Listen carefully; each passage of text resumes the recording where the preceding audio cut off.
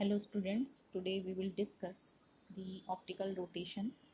So under the optical rotation topic, we have some topics, that is rotation of plane of polarization and Fresnel's theory of optical rotation, and then the polarimeter,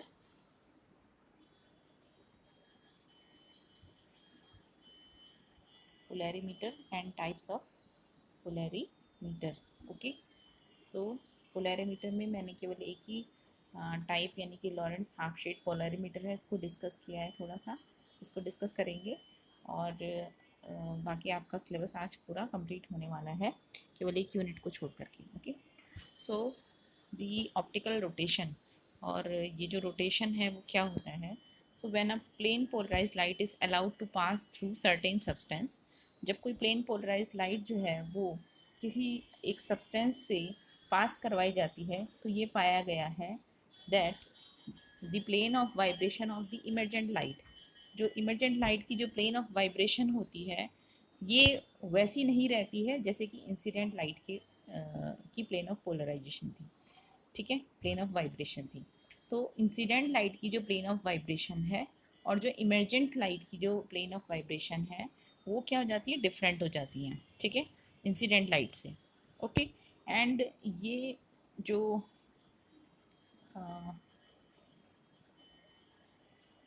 it is rotated through a certain angle, और हम ये भी देखा कि जो substance होता है it is rotated through a certain angle, तो ये किसी एंगल से रोटेट भी हो जाते हैं. So this property of the rotating the plane of vibration, ये जो प्लेन ऑफ वाइब्रेशन जो रोटेट हुआ है, ये इसकी रोटेशन होने की जो प्रॉपर्टी है, रोटेटिंग होने की जो प्रॉपर्टी है, एंड प्लेन ऑफ पोलराइजेशन, दोनों प्लेन ऑफ वाइब्रेशन भी रोटेट होता है और प्लेन ऑफ पोलराइजेशन भी रोटेट होता है.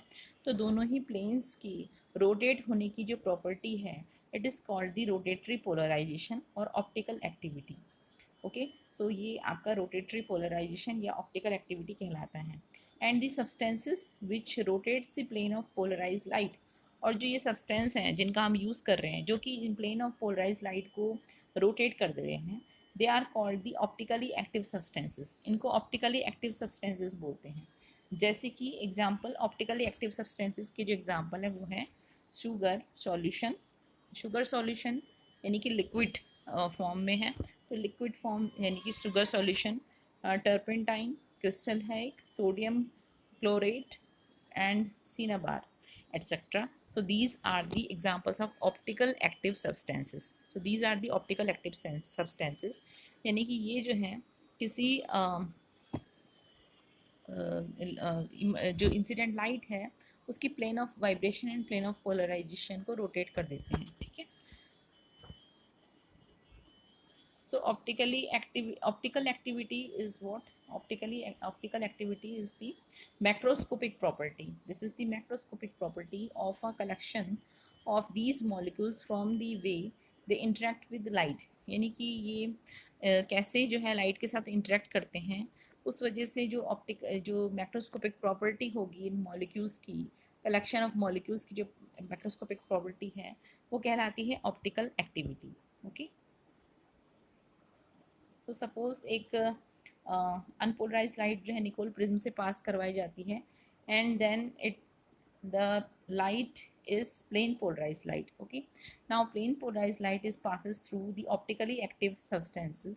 यहाँ पर अगर एग्जांपल के लिए हमने टर्पेंटाइन लिया है, तो यहाँ से जब पास होती है लाइट, यहाँ से पास होती है जब ऑप्टिकली एक्टिव सब्सटेंस से पास होगी, तो हमें जो लाइट मिलेगी that is different, that have the different plane of, that has the different plane of vibration and plane of polarization. तो इस इमर्जेंट बीम का और ये जो इंसिडेंट पोलराइज्ड बीम है, इन दोनों के प्लेन ऑफ वाइब्रेशन में डिफरेंस है. इसका plane of vibration incident light की जो प्लेन ऑफ वाइब्रेशन है उससे डिफरेंट होगा. Okay, so this can be confirmed by using the another Nicol prism in front of this emergent beam. Okay, so the rotation of polarized light by optically active substances has massive applications in different field of science. जो ये rotation है polarise light का, इनका बहुत जो कि optically active substances के through होता है, इनका बहुत ज़्यादा यूज़ है साइंस के फील्ड में। So types of the optically active substances, इनकी टाइप्स क्या क्या हैं? फर्स्ट है dextro rotatory type. Okay, so first है डेक्स्ट्रो रोटेटरी, या फिर इसको हम कहते हैं right handed. So dextro rotatory या राइट हैंडेड सब्सटेंसेस। और दूसरा है लेवो रोटेटरी, LAEVO है ये, LAEVO, लेवो रोटेटरी, यानी कि left handed substances. Okay, so dextro rotatory जहाँ पर हम बोलेंगे इसका मतलब है राइट हैंडेड। ओके, और राइट हैंडेड का मतलब भी क्या है आपका, जब राइट हैंडेड है तो anti clockwise, okay, and left handed है तो clockwise. Okay, so dextro rotatory, this substance, जो सब्सटेंस है ये डेक्स्ट्रो रोटेटरी सब्सटेंस है। तो ये सब्सटेंस का काम क्या है? It rotates the plane of polarization of light towards the right, यानी कि ये जो प्लेन ऑफ पोलराइजेशन, लाइट की प्लेन ऑफ पोलराइजेशन को या प्लेन ऑफ वाइब्रेशन को, ये राइट साइड क्या करता है? रोटेट करता है। ठीक है, राइट साइड, यानी कि towards the right, oh sorry, ये left, sorry left and right अभी बीच में मैंने बताया था। डेक्स्ट्रो रोटेटेड राइट हैंडेड है तो ये होगा आपका क्लॉकवाइज, ठीक है, राइट हैंडेड। और लेवो रोटेटरी जो है लेफ्ट हैंडेड है तो ये होगा आपका एंटी क्लॉकवाइज। ओके, सो हाँ, ये जो सब्सटेंस है dextro rotatory, it rotates the plane of polarization of light towards right side. Okay, so dextro rotatory जो है वो, ये जो सब्सटेंसेस होते हैं ये लाइट की प्लेन ऑफ पोलराइजेशन को राइट यानी कि क्लॉकवाइज डायरेक्शन में क्या करते हैं? रोटेट करते हैं। ठीक है, ऐसे ही लेबोरेटरी क्या है? ये ऐसे सब्सटेंस होते हैं जो कि प्लेन ऑफ पोलराइजेशन को रोटेट करते हैं लेफ्ट साइड। ठीक है, लाइट टूवर्ड्स लेफ्ट, यानी कि anti clockwise direction, anti clockwise direction. Okay, so ये काम होता है इन दोनों सब्सटेंसेस का। Now Fresnel's theory of optical rotation. तो ऑप्टिकल रोटेशन से रिलेटेड फ्रेस्नेल ने एक थ्योरी दी थी और उसके कुछ एजम्पशंस हैं। तो वो एजम्पशंस क्या क्या हैं? तो फर्स्ट एजम्पशन क्या है कि when a beam of plane polarized light enters in a crystal, तो अगर कोई प्लेन पोलराइज्ड लाइट किसी क्रिस्टल में एंटर करती है अलोंग द ऑप्टिक एक्सिस, इसके ऑप्टिक एक्सिस के अलोंग अगर कोई प्लेन पोलराइज्ड लाइट जो है वो इस क्रिस्टल पे एंटर करती है, तो ये जो प्लेन पोलराइज्ड लाइट है ये स्प्लिट हो जाती है दो सर्कुलरली पोलराइज्ड वाइब्रेशंस में। ये प्लेन पोलराइज्ड लाइट जो है दो सर्कुलरली पोलराइज्ड वाइब्रेशंस में क्या हो जाती है? स्प्लिट्स हो जाती हैं। ठीक है, तो दोनों सर्कुलरली पोलराइज लाइट जो है एक तो होगी राइट हैंडेड और एक होगी लेफ्ट हैंडेड। तो एक circularly right handed circularly polarize light होगी और दूसरी जो लाइट होगी वो होगी left handed circularly polarize light. Okay, दूसरी एजम्पशन है फ्रेस्नेल की, when a beam of plane polarise light enters a crystal of an optically inactive substance. अब ये हमने तो पढ़ा ऑप्टिकली एक्टिव सब्सटेंस, तो ऑप्टिकली इनएक्टिव सब्सटेंस क्या है? ऑप्टिकली इनएक्टिव सब्सटेंस मतलब जिनकी मौजूदगी से, जिनकी जो है प्रेजेंस से प्लेन ऑफ पोलराइजेशन का रोटेशन नहीं होता है, उसमें कोई रोटेशन नहीं होता है। ठीक है, तो ऑप्टिकली एक्टिव सब्सटेंस, जबकि ऑप्टिकली एक्टिव सब्सटेंस हमने पढ़ा है इनकी प्रेजेंस से क्या होता है, ये जो है लाइट, ये प्लेन ऑफ पोलराइजेशन को, लाइट की प्लेन ऑफ पोलराइजेशन जो होगी लाइट बीम की, उसको क्या करते हैं? रोटेट करते हैं, या तो क्लॉकवाइज या एंटी क्लॉकवाइज। ओके, तो ऑप्टिकली इनएक्टिव सब्सटेंस, जब ऑप्टिकली इनएक्टिव सब्सटेंस पे प्लेन पोलराइज लाइट जो है वो एंटर करती है, तो जैसे कि कैल्साइट, कैल्साइट जो है ऑप्टिकली इनएक्टिव सब्सटेंस का क्या है? एक एग्जांपल है। ठीक है, और उसकी ऑप्टिकल एक्सिस के अलोंग जो है जब ये एंटर करती है तो फिर से अगेन जो लाइट बीम है वो दो सर्कुलर पोलराइज्ड वाइब्रेशंस में स्प्लिट हो जाएगी। अगेन प्लेन पोलराइज्ड लाइट जो है वो सर्कुलर पोलराइज्ड लाइट, दो सर्कुलर पोलराइज्ड लाइट्स में स्प्लिट हो जाएगी। ओके, सो वो दोनों जो सर्कुलर पोलराइज्ड वाइब्रेशंस होंगी वो अपोजिट डायरेक्शंस में होंगे, एक लेफ्ट हैंडेड होगा तो एक राइट हैंडेड होगा, बट दोनों की जो एंगुलर फ्रिक्वेंसीज हैं और या फिर हम वेलोसिटी भी कह सकते हैं, तो एंगुलर फ्रिक्वेंसी या वेलोसिटी वो दोनों की क्या होंगी? सेम होंगी। ठीक है, एंड जो इनके रिजल्टेंट होंगे दोनों वाइब्रेशंस की, जो दो अपोजिट वाइब्रेशंस हमें मिल रहे हैं सर्कुलर पोलराइज्ड वाइब्रेशंस जो दो अपोजिट डायरेक्शन में मिल रहे हैं, उन दोनों अपोजिट डायरेक्शन वाली जो वाइब्रेशंस हैं उनका रिजल्टेंट जो होगा प्रत्येक पॉइंट पे किसी भी टाइम पे it is along the optic axis. Okay, तो vibrations of clockwise directions rotation को हम शो करेंगे ओ आर से, vibrations of clockwise direction, vibrations of clockwise direction को हम शो करेंगे ओ आर से, and vibration of anti clockwise direction को हम शो करेंगे ओ एल से। ओके, थर्ड जो एजम्पशन है वो क्या है, अब अगर जो लाइट बीम है वो एंटर करती है ऑप्टिकली एक्टिव सब्सटेंस पे, ऑप्टिकली एक्टिव सब्सटेंस जैसे जिसके कि हमने एग्जांपल भी पढ़े, उनमें एक क्वार्ट्ज भी है, क्वार्ट्ज क्रिस्टल। ओके, सो जब लीनियरली पोलराइज लाइट ये ऑप्टिकली एक्टिव सब्सटेंस पे एंटर करती है तो क्या होता है, again two circular polarize vibrations में ये स्प्लिट हो जाती है जो कि अपोजिट डायरेक्शन में रोटेट कर रहे हैं, एक क्लॉकवाइज है तो एक एंटी क्लॉकवाइज। बट यहाँ पर डिफरेंस क्या है कि ये डिफरेंट एंगुलर वेलोसिटी एंड या हम कह सकते हैं फ्रिक्वेंसी, डिफरेंट एंगुलर फ्रिक्वेंसी और वेलोसिटी से ये क्या करती है, ट्रैवल करती हैं। ओके, यहाँ पर सेम था सेकेंड वाले एग्जाम्पशन में, और जब ये कौन सा केस था, जब हमने ऑप्टिकली इनएक्टिव सब्सटेंस लिया था। अब ऑप्टिकली एक्टिव सब्सटेंस में, ऑप्टिकली जो एक्टिव सब्सटेंस है उसके केस में डिफरेंट हो जाते हैं दोनों angular frequency and velocity. Okay, so in left handed optically active quartz crystal active anti clockwise vibrations travel faster. ये भी ध्यान रखना है कि लेफ्ट हैंडेड जो ऑप्टिकली एक्टिव क्वार्ट्ज क्रिस्टल हैं, ठीक है, तो उसमें जो एंटी क्लॉकवाइज वाइब्रेशंस जो होंगे वो ट्रैवल करेंगे फास्टर, ठीक है, ज़्यादा गति से वो क्या करेंगे, वाइब्रेट करेंगे। ऐसे ही right handed optically active quartz crystal में क्या होता है, जो क्लॉकवाइज वाइब्रेशंस है दे ट्रैवल फास्टर, वो ज़्यादा तेज गति से वाइब्रेट होंगे। ठीक है, सो इस फर्स्ट केस हम लेते हैं optically inactive crystals.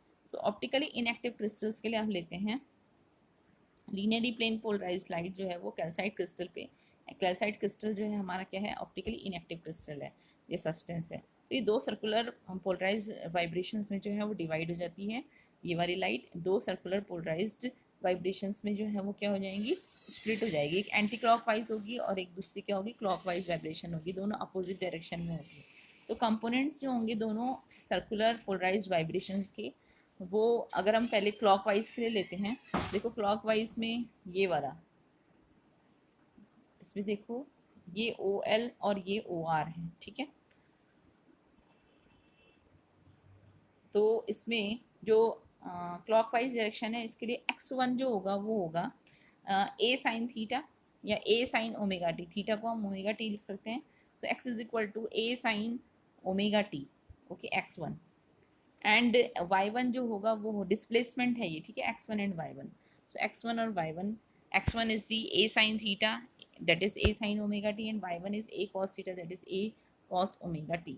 Anti clockwise जो सर्कुलर वाइब्रेशन है उसके लिए क्या होगा, x2 is equal to, anti clockwise vibration है तो x1 जो डायरेक्शन में जो यहाँ थे क्लॉकवाइज में उसी का अपोजिट हो जाएगा, तो माइनस ऑफ ए, एम्पलीट्यूड जो है वो नेगेटिव हो जाएगा, so minus of a sine omega t, y2 equals to a cos theta a cos omega t. But जो y डायरेक्शन में है वो सेम रहेंगे, ये आप देख सकते हो, इस डायरेक्शन में तो सेम रहेंगे बट x डायरेक्शन में एंटी क्लॉकवाइज और क्लॉकवाइज डायरेक्शन में ये साइन चेंज हो जाएंगे, अपोजिट हो जाएंगे।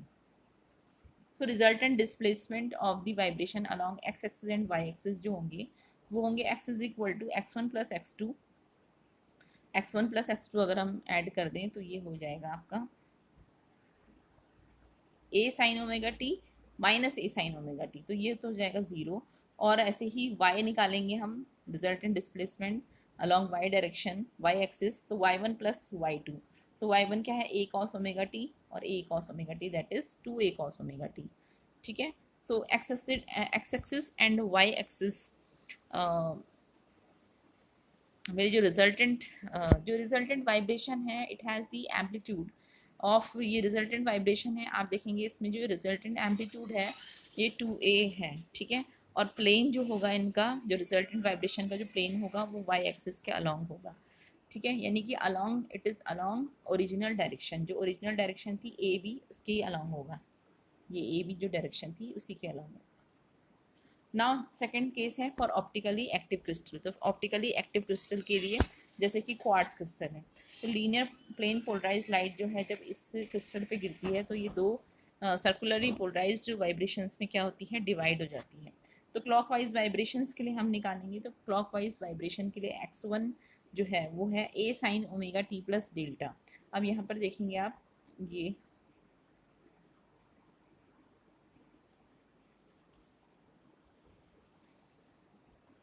क्योंकि हमें पता है कि ये जो हमने इसमें देखा था कि anti clockwise left handed optically active quartz crystal में जो है एंटी क्लॉकवाइज वाइब्रेशन जो है these travel faster, anti clockwise vibrations travel faster, और right handed optically active quartz crystal में जो है क्लॉकवाइज वाइब्रेशन ट्रेवल्स फास्टर। ठीक है, सो यहाँ पे हमने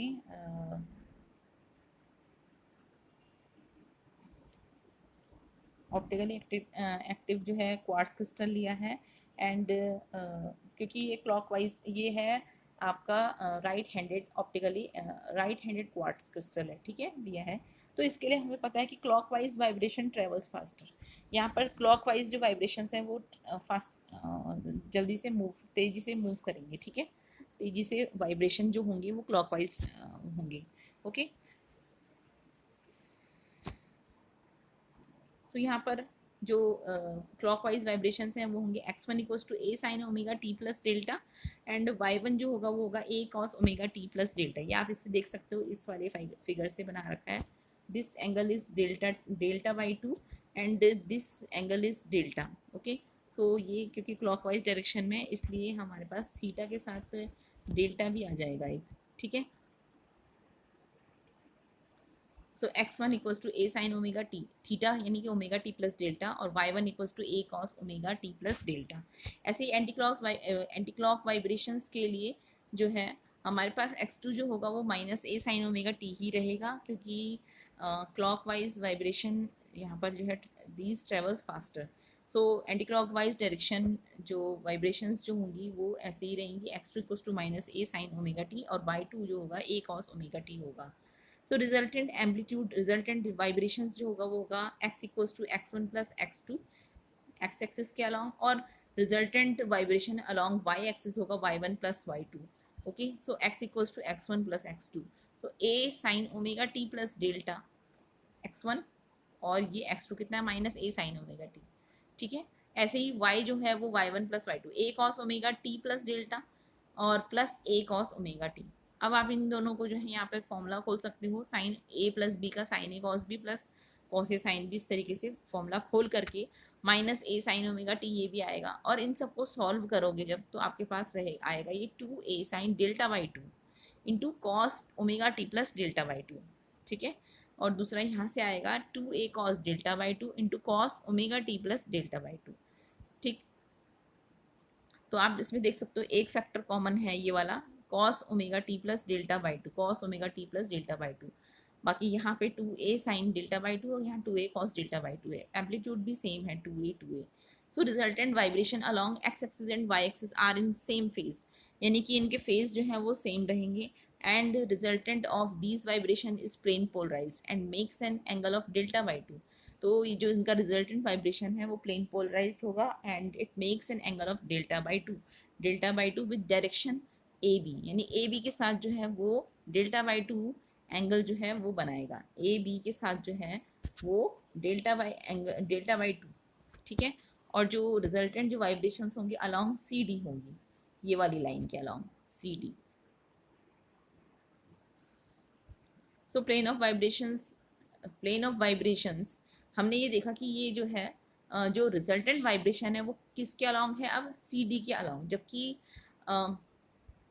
यानी कि ए बी से डेल्टा बाई टू एंगल पे है, ए बी से पहले जो ओरिजिनल पोजीशन थी उसका प्लेन था ए बी, ठीक है, जो ओरिजिनल वाइब्रेशंस थी, लेकिन रिजल्टेंट जो है अब हमारे पास इस डायरेक्शन में आ रहा है, ए बी से डेल्टा बाई टू एंगल पे आ रहा है, यानी कि प्लेन ऑफ पोलराइजेशन और प्लेन ऑफ वाइब्रेशन जो है वो अब यहाँ इस ए बी से जो है वो क्या हो गया है, डेल्टा बाई टू एंगल पे हो गया है। इसका मतलब प्लेन ऑफ पोलराइजेशन में क्या हो गया है, रोटेशन हो गया है, ठीक है। प्लेन ऑफ पोलराइजेशन जो है डेल्टा बाई टू एंगल से क्या हो गया है, रोटेट हो गया है। This plane of vibration gets rotated through an angle delta by two towards the right after passing through a right handed quartz crystal. इसका मतलब ये है कि जब हम ये light beam, plane polarise light को जब हम राइट हैंडेड क्वार्ट्ज क्रिस्टल से पास करवाते हैं तो ये डेल्टा बाई टू एंगल से क्या हो जाती है, रोटेट हो जाती है। So above from our equations we can see that tan delta by 2 equals to y upon x. So y upon x अगर हम करेंगे तो हमारे पास x upon y sorry x upon y equals to tan delta by 2 इस equation से, in equation से कर सकते हैं हम, ठीक है।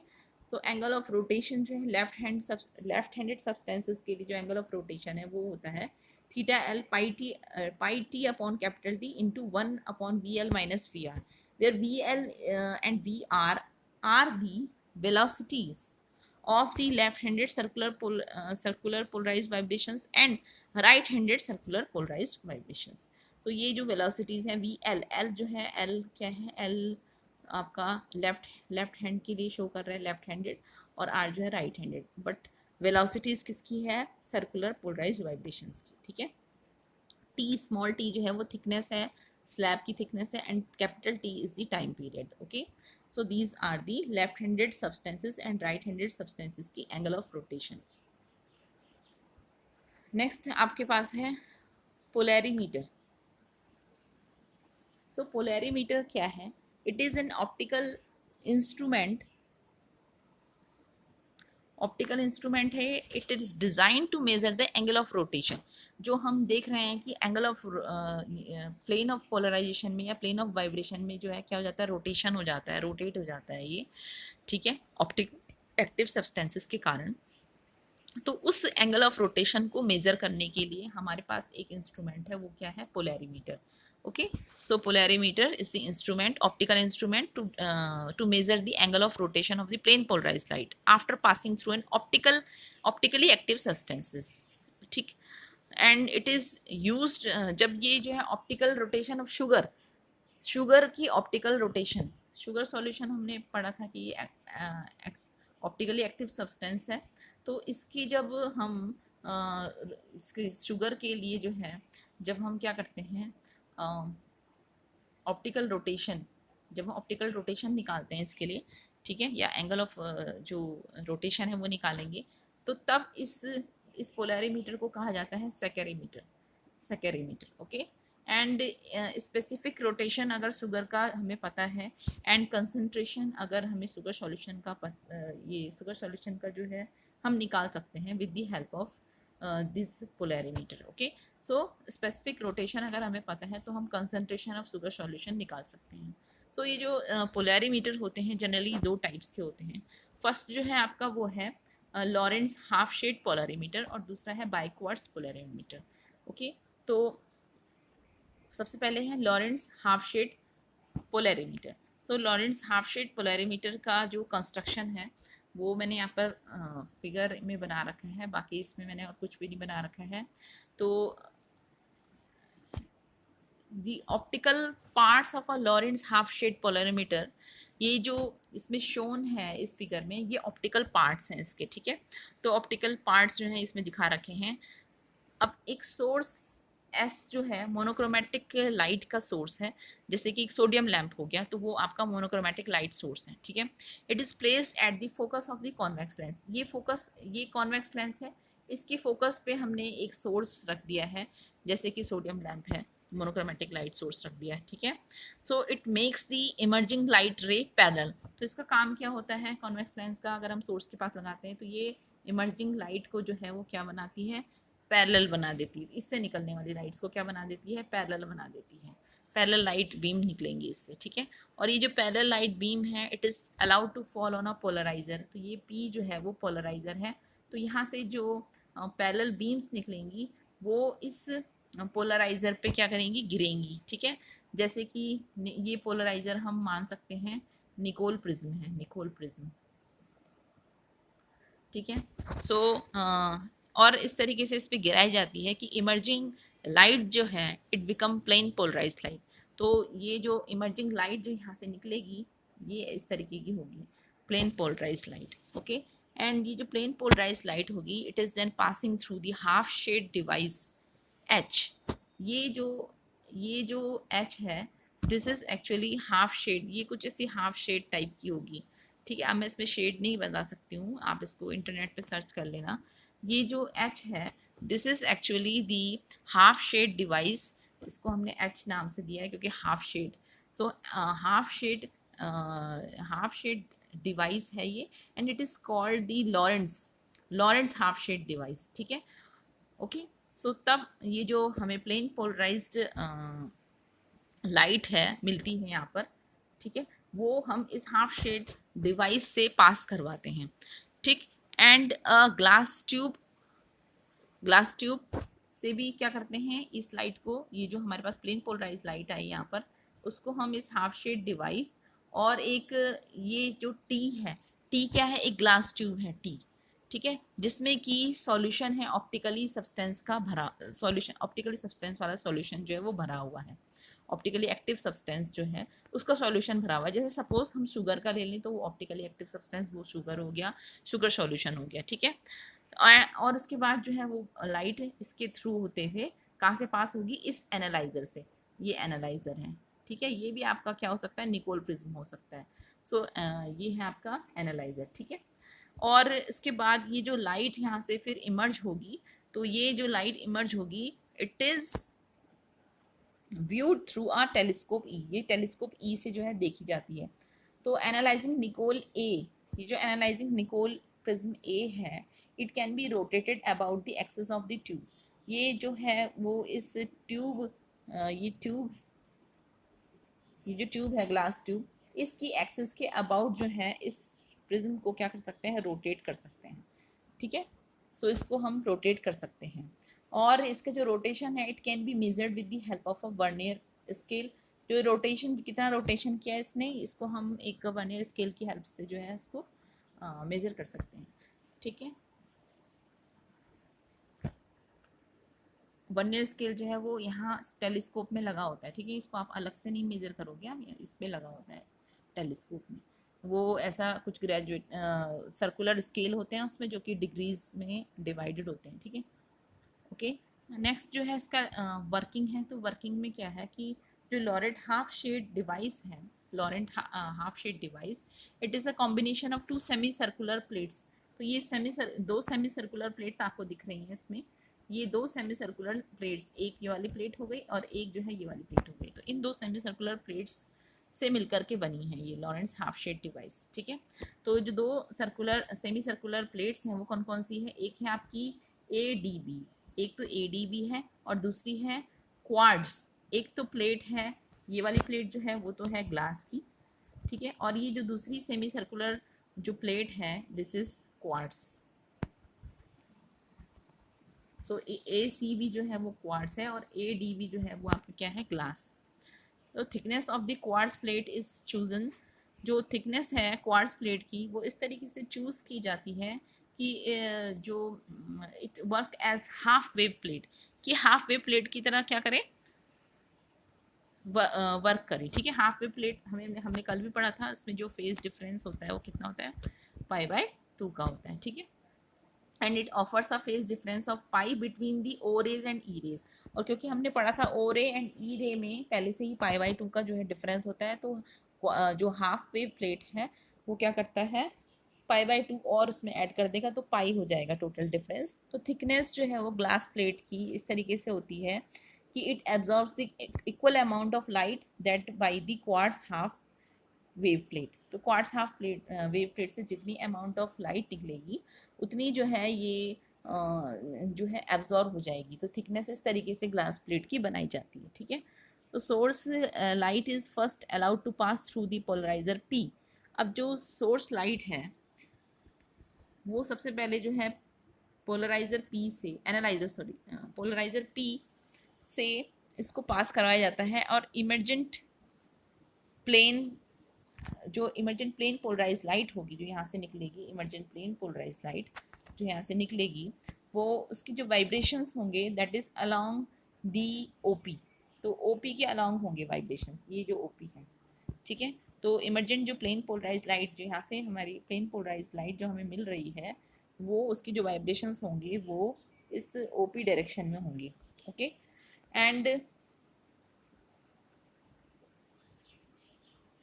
It is incident normally on the half shade plate. अब इसके बाद ये जो है इस हाफ शेड प्लेट पे गिराए जाते हैं, तो इट इज़ इंसिडेंट नॉर्मली, यानी कि परपेंडिकुलरली ये इंसिडेंट होंगी हाफ शेड प्लेट पे, ठीक है। And passing through the glass half the vibrations will remain along OP. लेकिन ये जो ग्लास इससे निकल कर, इससे भी पास होकर के जो वाइब्रेशंस होंगी वो अभी ओपी के ही अलोंग रहेंगी, ठीक है। लेकिन जैसे ही it passes through the quartz half, जैसे ये क्वार्ट्स हाफ प्लेट से जो है पास होती है, क्वार्ट्स हाफ प्लेट से, तो वाइब्रेशंस जो हैं वो ओपी के अलोंग जो वाइब्रेशंस थे, जो ओपी के अलोंग जो वाइब्रेशंस थे, they split up into two perpendicular components E ray and ओ रे।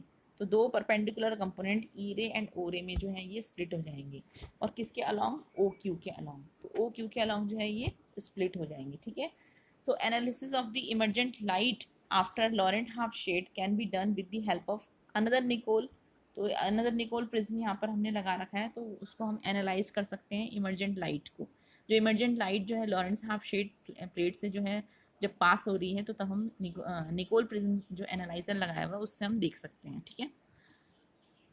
सो इसमें if the analysing Nicol is fixed with its principal plane parallel to OP, analysing Nicol जो है अगर वो प्रिंसिपल प्लेन के पैरेलल है ओपी के, तो plane polarise light through glass half, तो प्लेन पोलराइज लाइट जो होगी जो कि ग्लास हाफ जो है, it will pass and hence it will appear brighter than the quartz half from which light is partially obstructed. Second, if the principal plane of Nicol is parallel to O Q, अगर principal plane जो है वो O Q के parallel है, इस O Q के parallel है, तो quartz will appear brighter than the glass half due to the same reason. Third है, अगर principal plane of analysing Nicol जो है वो ए ओ बी के पैरेलल है, ए ओ बी के पैरेलल है, ठीक है, तो तब two halves will appear equally bright, तो तब दोनों हाफ जो है वो इक्वली ब्राइट होंगे, ठीक है। और ये क्यों है, क्योंकि vibrations emerging out of the two halves are equally inclined to its principal plane and hence two components will have equal intensity.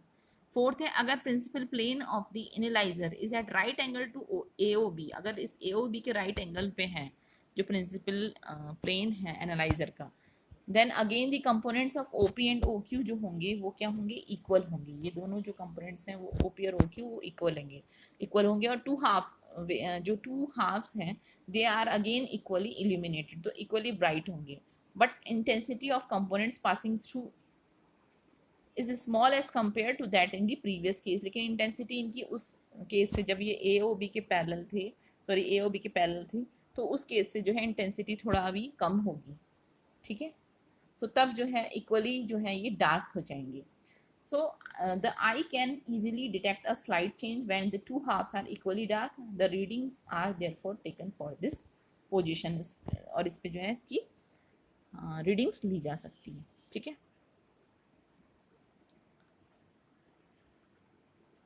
So Lawrence half shade जो पोलैरीमीटर है, इसके बारे में हमने थोड़ा पढ़ लिया है और इसके एप्लीकेशंस, और नेक्स्ट जो इसमें दूसरा बाइक्वार्ट्स पोलैरीमीटर है, ये आप खुद से पढ़ेंगे, ठीक है। इसको आप कहीं से भी सर्च कीजिए, इसको आप खुद पढ़ सकते हो।